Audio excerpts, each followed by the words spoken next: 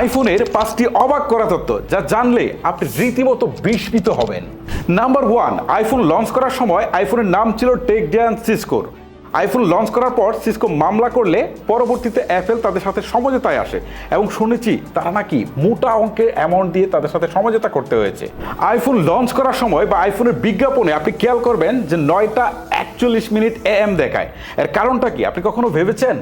মূলত 2007 সালে jobs tips যখন আইফোন লঞ্চ করে তখন সময়টা ছিল 9:41, সেটা ছিল সকালবেলা, যে কারণে তারা এই সম্মানটুকু ধরে রাখে।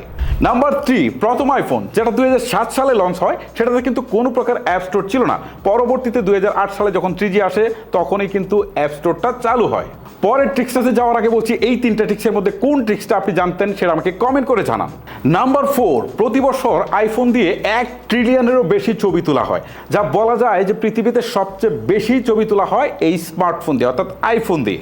নাম্বার 5, মানুষ প্রথম চাঁদে যাওয়ার সময় যে কম্পিউটারটা ব্যবহার করেছিল বর্তমানের আইফোন কিন্তু তার চেয়ে কয়েক হাজার গুণ বেশি শক্তিশালী।